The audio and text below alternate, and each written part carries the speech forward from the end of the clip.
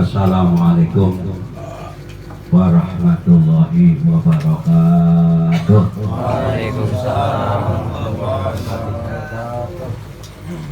Bismillah, alhamdulillah, wassalatu wassalamu ala rasulillah. Ashhadu an la ilaha illallah wahdahu la syarikalah, wa ashhadu anna muhammadan abduhu wa rasuluh la nabiyya ba'dah.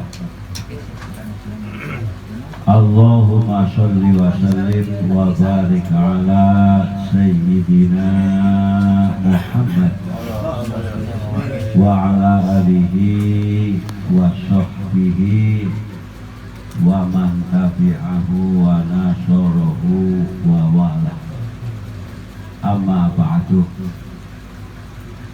Yang sama-sama kita hormati Sohibul Bait, Bapak Jaja sekeluarga. Yang kami hormati Sohibul Hajat, Bapak Rijal bersama istri. Yang saya hormati Akhinal Kiram, Bapak Ustadz Jawahir dan Bapak Ustadz Sukiono. Yang kami hormati pengurus Masjid Taklim Nurul Ilmi beserta jamaahnya, para hadirin yang semoga dirahmati Allah Subhanahu wa ta'ala. Amin ya rabbal alamin. Sebelum saya menyampaikan mau'idhah hasanah atau tausiah, terlebih dahulu mari kita sepakati bersama, kira-kira saya boleh ngomong di sini berapa lama Pak? Apa 1 jam, apa 2 jam, apa setengah jam?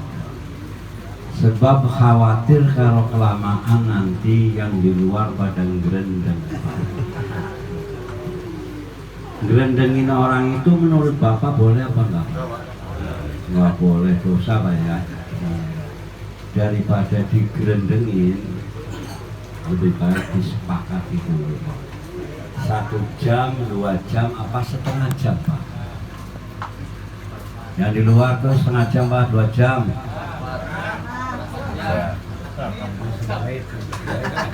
5 menit. Seprapat. Seprapat ya baru ngomong udah kelar. Setengah jam kelamaan enggak? Oh ya udah. Apa? Sejam?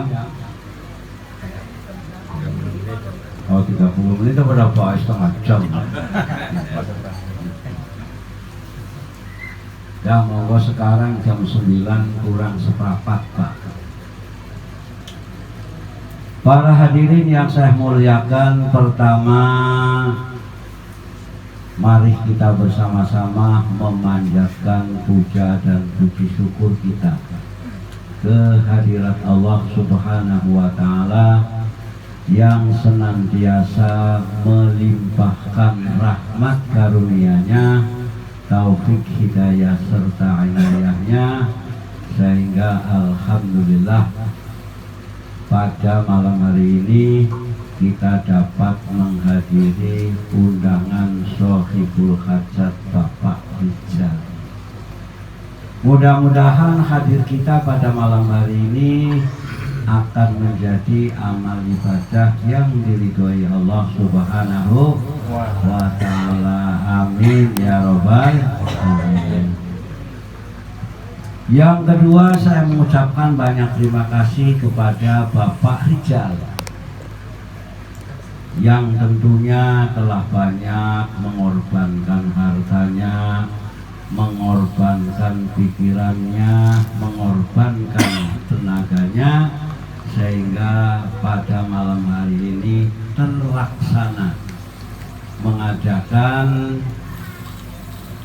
walimatul asma yang diembel-embeli dengan ceramah agama. Mudah-mudahan Bapak Rijal sekeluarga mendapat pahala dari Allah Subhanahu wa Ta'ala dengan pahala yang berlipat ganda. Amin. Amin. Dan yang hadir pada malam hari ini, kita semua mendapat taufik hidayah dari Allah Subhanahu wa Ta'ala.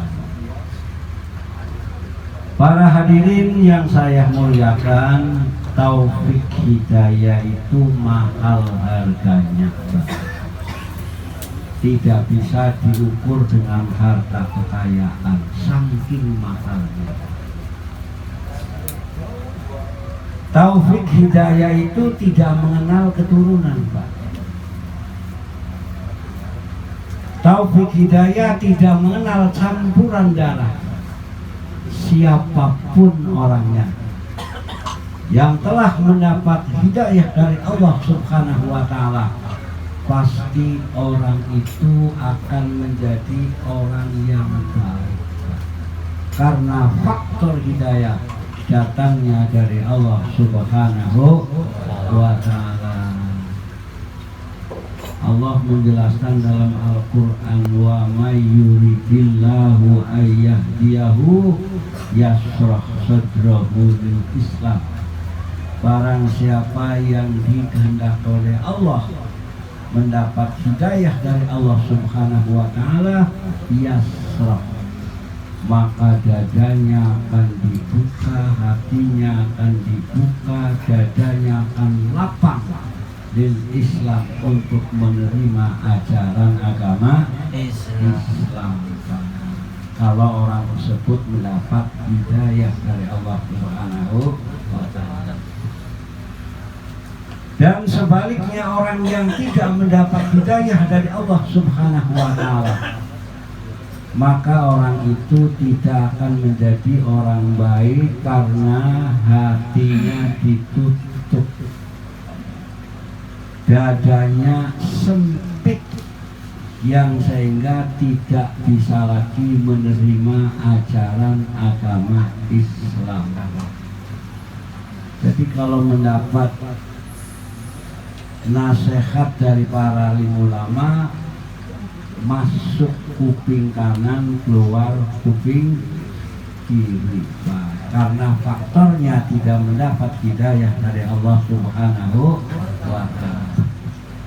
Dan orang yang menyebabkan seseorang mendapat hidayah dari Allah Subhanahu wa Ta'ala, maka orang itu mendapat pahala sama seperti orang berkorban satu ekor onta yang berwarna merah. Jadi kalau pada malam hari ini ada seseorang mendapat hidayah dari Allah Subhanahu wa Ta'ala lantaran sebab Bapak Rijal, maka Bapak Rijal mendapat pahala dari Allah sama seperti orang korban satu ekor onta berwarna merah. Bayangkan, Pak, satu ekor onta kurang lebih zaman sekarang 50 atau 60 juta. Itu baru satu orang. Bagaimana kalau kita semua malam hari ini mendapat taufik hidayah dari Allah Subhanahu wa Ta'ala? Tinggal ngalikan saja, Pak.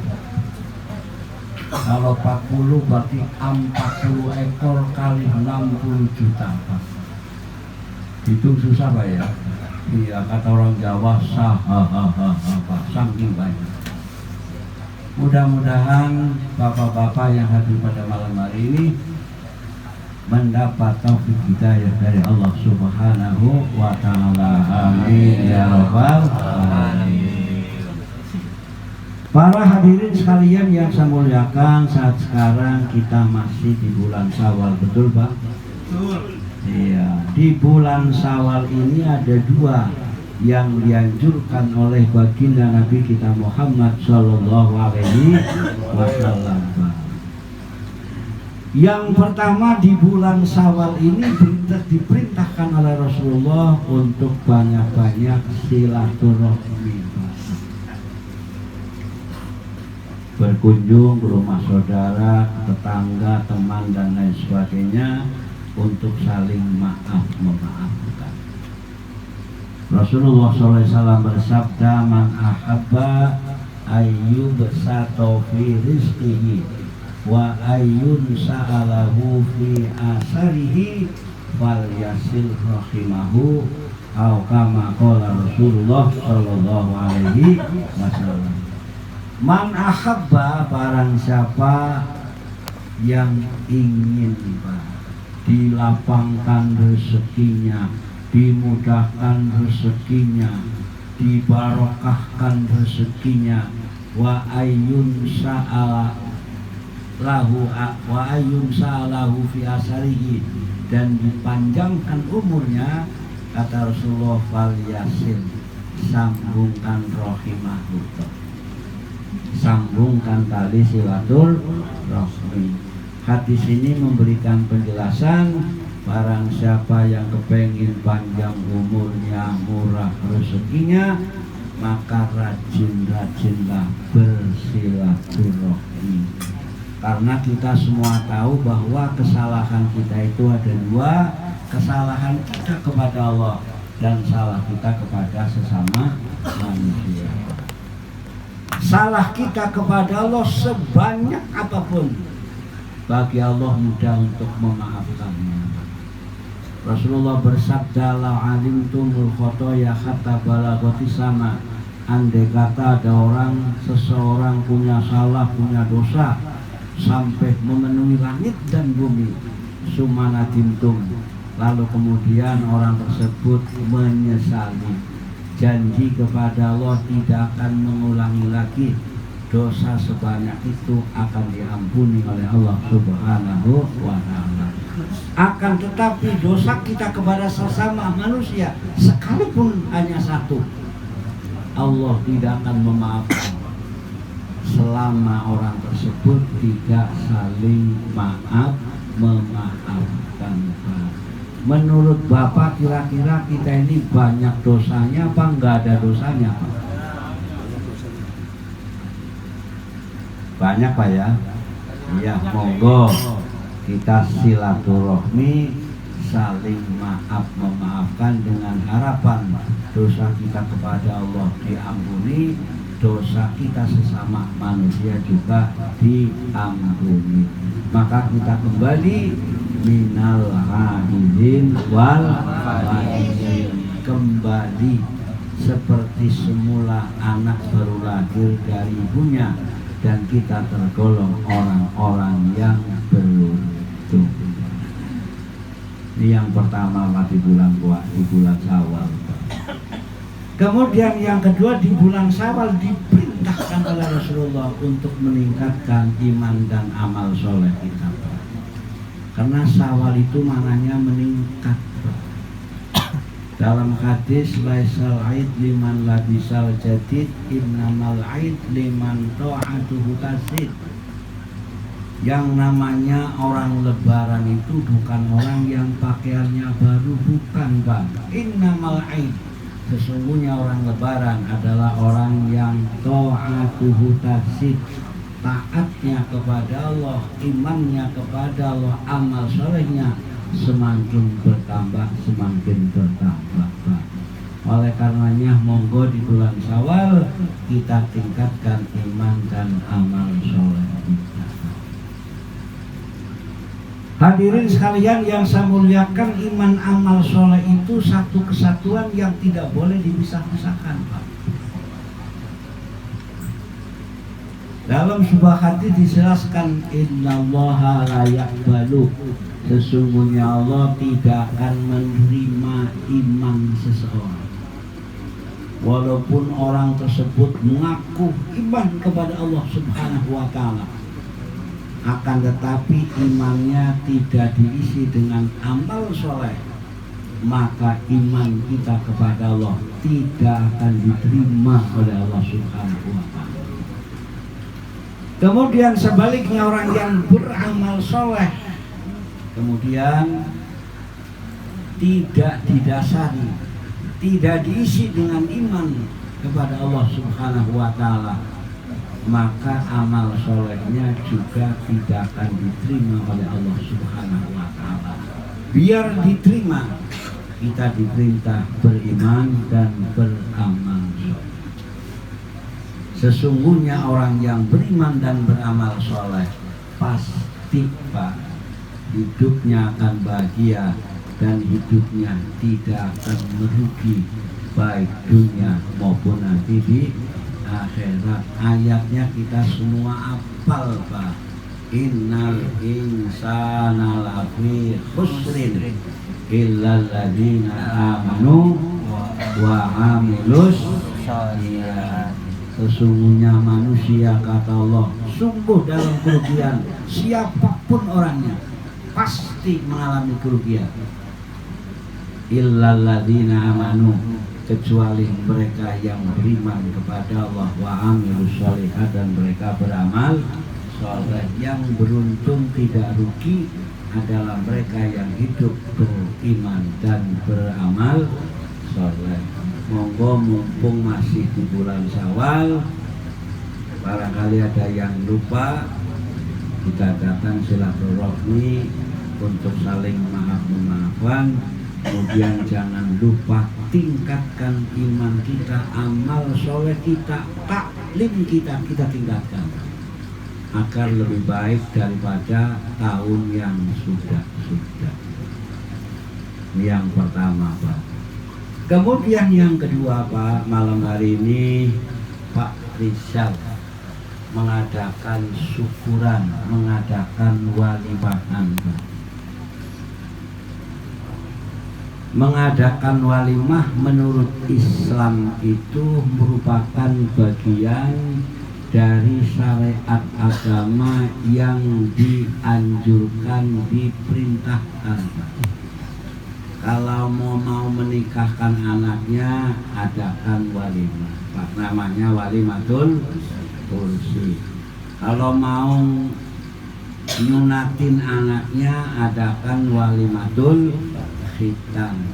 Kalau mau mengadakan, menetapkan nama kepada putra atau putrinya, diperintah mengadakan walimatul asma. Jadi walimah itu merupakan wadah silaturahmi sekaligus minta doa restu agar hajatnya dikabul oleh Allah Subhanahu wa ta'ala. Hadirin sekalian yang saya muliakan, kewajiban orang tua kepada putra dan putrinya menurut Rasulullah itu cuma 3 Pak. Hakul walid ala waladihi salah satun. Kewajiban orang tua terhadap putra atau putrinya salah satu cuma 3 Pak. Yang pertama ayu hassina ismahu, memberikan nama dengan nama yang baik Pak. Ini kewajiban orang tua. Maaf Bapak sekalian, sebab ada orang ngasih nama kadang-kadang asal-asalan. Ya kan Mbak ya, ada tetangga saya waktu nikah mengalami kesusahan. Begitu hamil istrinya diberikan rezeki yang gampang dan mudah. Saking syukurnya Pak, dia ngasih nama Pak. Waktu masih pengantin baru sekian bulan, sekian tahun, hidupnya susah Pak, punya utang sono sini Pak. Dilalah dengan izin Allah setelah istrinya hamil, Allah berikan kemudahan-kemudahan Pak, sehingga utang-utang tersebut bisa dibayar semua. Begitu anaknya lahir laki, dinamain Sauri. Sauri itu utang-utangnya bisa disauri. Ada namanya Sauri Pak ya? Iya. Karena anak yang perempuan bukan Sauri tapi Sauria Pak. Alhamdulillah tadi saya dengar putri dari Pak Rizal namanya bagus sekali. Mudah-mudahan anak tersebut menjadi anak yang soleh sesuai dengan namanya Pak. Amin ya rabbal alamin. Hadirin sekalian yang saya muliakan, setiap orang pasti kepengin punya anak, kalau lelaki soleh, kalau perempuan solehah. Semua orang tua seperti itu. Namun Bapak sekalian yang saya muliakan, mohon maaf, menjadikan anak soleh dan solehah itu tidak semudah orang membalikan telapak tangan simsalabim jadi anak soleh, nggak bisa Pak. Melalui proses. Yang pertama kata Rasulullah, ayu alimahul kitab. Orang tua mengajarkan putra atau putrinya, mengajarkan kitab sucinya, yaitu Al-Quran. Sedari kecil disuruh ngaji Al-Quran supaya gedenya nanti bisa membaca Al-Quran. Mohon maaf Bapak, mohon maaf Pak, jangan kesinggung Pak ya. Banyak orang Islam yang tidak bisa membaca Al-Quran. Ada apa enggak Pak? Ada Pak ya? Mudah-mudahan di sini sih nggak ada Pak, semuanya bisa baca Al-Quran. Ajarkan dari kecil. Kalau bapaknya nggak bisa, titipkan sama Pak Ustadz, tolong Pak Ustadz ajarin biar anak saya bisa baca Al-Quran. Sejak dari kecil ajarin sholat, ajarin puasa, supaya gedenya itu sudah biasa gitu. Sebab banyak orang Islam karena tidak dilatih dari sejak kecil, kadang-kadang orang pada puasa dia nggak puasa. Ada nggak orang Islam yang nggak puasa? Ada Pak ya? Iya Pak, karena nggak dilatih. Maka diperintah Rasulullah SAW, umur 7 tahun sering diajarin sholat, sering diajak ke musola. Cuman Bapak sekalian, kalau diajak musola, sampai musola jangan dilepas Pak. Ya namanya anak kalau dilepas ya apa-apa, main sono sini gangguin gitu Pak. Maksudnya itu di sampingnya gitu. Diajarin dari sejak kecil. Ini perintah Rasulullah SAW. Ajarin Al-Quran sejak dari kecil, biar nanti jadi anak yang soleh. Anak yang soleh itu anak yang memperhatikan kepada keluarganya sudah meninggal dunia Pak. Contoh Pak, Pak Rizal, Pak Jaja, ini anak soleh. Dia memikirkan keluarga yang sudah meninggal dunia. Baca tahlil, baca tahmid, pahalanya buat almarhumah. Betul Pak? Baca Quran, pahalanya buat almarhumah. Bersedekah, pahalanya untuk almarhumah. Namanya orang masih hidup, tapi apa Pak? Peduli mikirin orang yang sudah meninggal dunia. Maka Rasulullah SAW mengajarkan, idza tasaddaqa ahadukum falyaj'al li abawayhi. Kalau engkau bersedekah, niatkan sedekahmu itu pahalanya untuk keluarga yang sudah meninggal dunia. Fayakunu lahuma, maka keluarga yang sudah meninggal dunia bapak dan ibu akan mendapat pahala dari sedekahmu, dan pahala sedekahmu sedikit pun tidak dikurangi oleh Allah Subhanahu wa ta'ala. Alangkah bahagianya manakala kita kembali menghadap kepada Allah, kemudian anaknya, putra putrinya masih hidup, menjadi anak yang soleh dan solehah. Setiap sholat mendoakan Allahumma firli zunubi wali walidayya warhamhuma kama rabbayani shaghira. Doa anak yang soleh kepada orang tuanya nyampe apa enggak Pak? Nyampe. Nah ini Pak. Makanya ajarkan dari sejak kecil.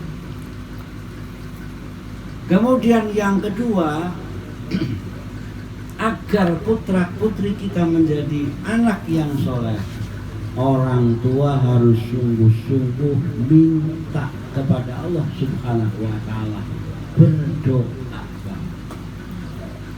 Sebagaimana doa yang diajarkan Nabi Ibrahim, aqimis shalah.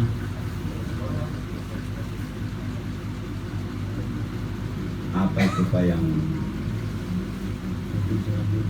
Rabbi ja'alni muqimas shalah wa min dzurriyyati Rabbana wa taqabbal du'a. Mohon kepada Allah dengan sungguh-sungguh, ya Allah, jadikan anak saya, anak cucu saya muqimas shalah, mereka mau mendirikan sholat. Mohon kepada Allah, ya Allah, semoga anak saya, anak cucu saya, mereka semuanya mau mendirikan sholat. Jelas Pak? Syukur-syukur doanya sampai nangis. Mengeluarkan mata ketika kita berdoa kepada Allah itu susah sekali Pak. Betul Pak? Bapak kalau doa malam hari sampai nangis sulit sekali kalau minta kepada Allah. Lebih gampang menangis kalau hartanya hilang. Lebih gampang Pak daripada nangis berdoa kepada Allah Subhanahu wa taala. Maka ulama membagi Pak, menangis itu ada 4 macam. Yang pertama, menangis karena bahagia. Begitu anak putrinya mau akad nikah, anak putrinya minta izin, Pak, nikahkan saya Pak dengan pilihan saya bulan bin bulan. Bapaknya bukannya ini malah nangis. Karena apa Pak? Bahagia. Betul Pak? Iya Pak. Yang kedua, lebih gampang lagi nangis Pak. Begitu ambil gajian dari kantor, di tengah jalan diapain Pak? Dibegal Pak. Di tengah jalan duitnya dicopet Pak. Nangis apa enggak Pak? Nangis Pak. Kenapa nangis? Karena duitnya hilang. Yang ketiga, nangis karena keluarganya meninggal dunia Pak. Betul Pak? Betul. Istrinya meninggal, Bapak nangis apa enggak Pak? Mewek-mewek. Iya kan Pak ya? Ya nangis Pak. Kenapa? Istrinya meninggal, suami menangis sebelah mata sambil lirik-lirik sapa gantinya. Ya kan gitu Pak ya.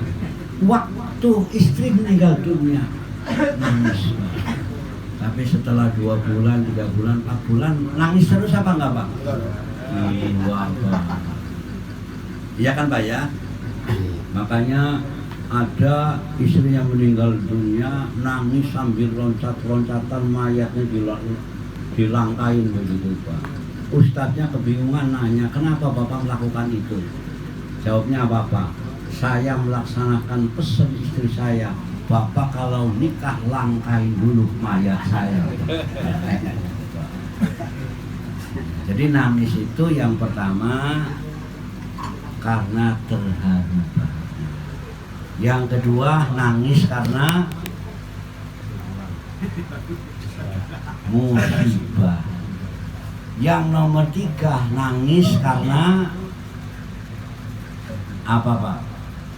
Takut kepada Allah Subhanahu wa taala. Gampang apa susah Pak? Susah Pak.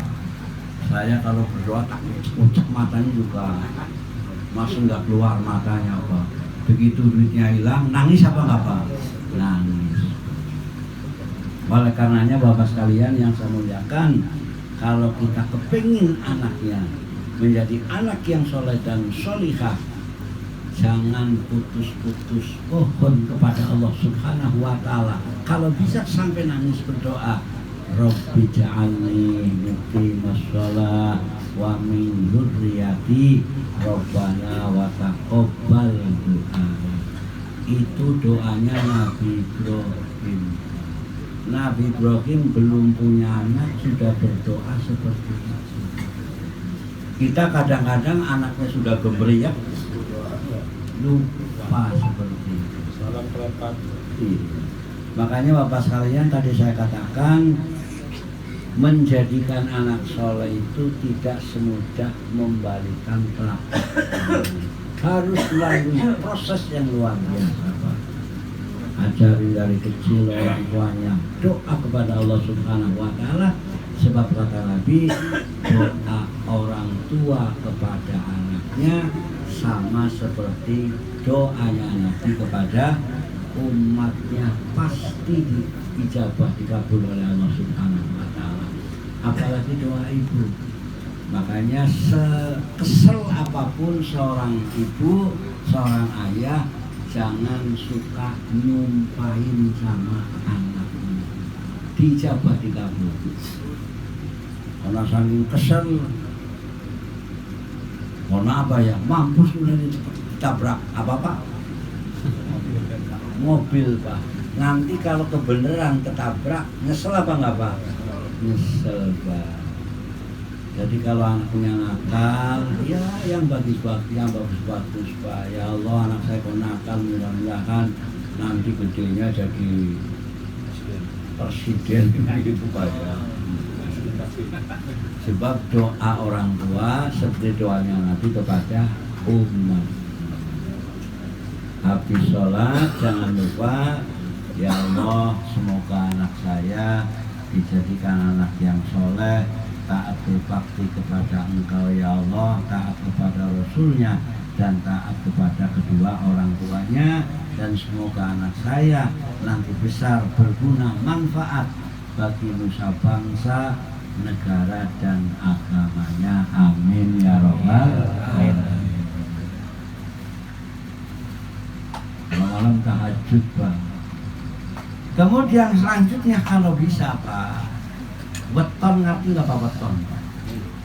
Lahirnya anak itu dipuasain. Misalnya anaknya lahirnya hari Senin, puasa Senin. Puasa, mohon pada Allah Subhanahu wa Ta'ala, ya Allah, semoga anak saya jadi anak yang soleh. Anak saya. Nah begitu Pak. Jadi jangan lupa berikan nama yang baik, ajarkan kitab sucinya yaitu Al-Quran. Lantas orang tua jangan bosan-bosan berdoa mohon kepada Allah agar putra putrinya jadi putra putri yang soleh dan solehah. Yang terakhir ayuzawija, menikahkan. Kali kalau perempuan, orang tua laki wajib menjadi wali. Itulah hak kewajiban seorang tua kepada putra dan putrinya. Udah habis nih Pak, nih waktunya Pak. Tambah Pak. Ya mau nih, iya cuma satu orang berarti semuanya cukup. Bapak sekalian yang saya muliakan, jadi kesimpulan tasyakur pada malam hari ini, yang pertama Pak Rizal bersyukur kepada Allah Subhanahu wa Ta'ala karena Pak Rizal dikasih amanat anak berupa anak itu. Mudah-mudahan anak itu mohon bantuan kepada Bapak semuanya, nantinya jadi anak yang soleh, ya jadinya anak yang solehah. Yang kedua, mumpung masih di bulan Syawal, monggo silaturahmi, monggo ditingkatkan imannya, ditingkatkan amal solehnya, ditingkatkan ibadahnya, ditingkatkan taklimnya. Jadi nurul ilmi jangan lama-lama dibuka. Sebab ada pada masa saya bukanya nanti setelah lebaran haji. Bapak sekalian yang saya muliakan, orang yang hadir di majelis taklim itu barokahnya Pak. Jadi jangan lama-lama, ditutup, segera dibuka. Lalu kemudian yang terakhir, kita doakan semoga Ananda Pak Rijal diberikan anak perempuan. Kita doakan semoga menjadi anak yang solehah. Amin ya rabbal alamin. Yang terakhir Bapak sekalian yang saya muliakan, karena masih bulan Syawal, barangkali selama ini saya punya ucapan, tingkah laku, perbuatan yang kurang berkenan kepada Bapak-bapak sekalian. Malam hari ini ada kesempatan, saya mohon dibukakan pintu maaf yang seluas-luasnya. Maafin Pak ya. Insya Allah kalau Bapak punya salah sama saya juga maafkan. Semoga Allah memaafkan dosa kita kepada Allah dan Allah memaafkan salah kita kepada sesama. Amin ya robbal alamin. Cukup sekian Pak. Kurang lebihnya mohon maaf. Hadani Allah wa iyyakum ajma'in. Wassalamualaikum warahmatullahi wabarakatuh.